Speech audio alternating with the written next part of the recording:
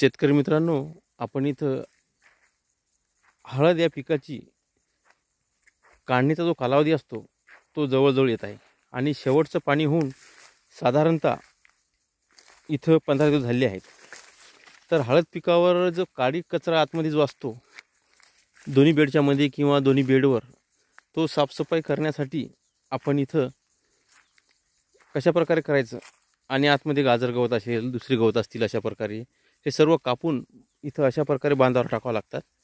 हे बघा, अशा प्रकारे बांधावर साफसफाई करून सर्व अशा प्रकारे पुंजाने घातलेली आहेत आणि अजूनही चालूच आहे.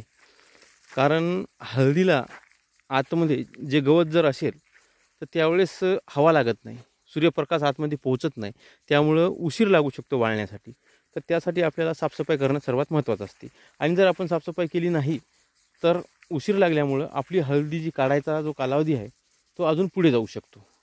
तर त्यासाठी आपल्याला इथं कालावधी वाढू नये आणि आपले हळद लवकरात लवकर उन्हाळ्यामध्ये काढणी व्हावी, यासाठी आपल्याला इथं साफसफाई करणं महत्त्वाचं असते. तर आपण इथं बघू शकता सर्व साफसफाई करणं चालू आहे आपल्यावाली. आणि ही झाल्यानंतर आपल्याला त्याच्यानंतर आतमधल्या जे ड्रीपच्या नळ्या आहेत ह्या नळ्या पण सुद्धा आपल्याला काढाव्या लागतात. कारण सध्या आपल्या ड्रीपच्या ज्या नळ्या आहेत ते सुद्धा आतमध्ये अशा प्रकारे इथं आपल्याला दिसून येतात. आपण इथं बघू शकता अशा प्रकारे नळ्या पण आहेत. तर सुरुवातीला आता आपण साफसफाई करणं महत्त्वाचं आहे.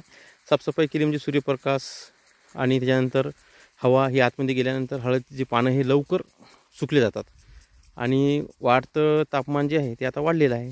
त्यामुळं आता हळद वाळवणे सर्वात महत्त्वाचं आहे. आणि जितक्या लवकर हळदीचे पानं हे जमिनीवर वाळून बसतात तितक्या लवकर आपल्याला हळद हे काढणी लवकर करू शकतो. त्यासाठी हळद साफसफाई करणे सर्वात महत्त्वाचे आहे.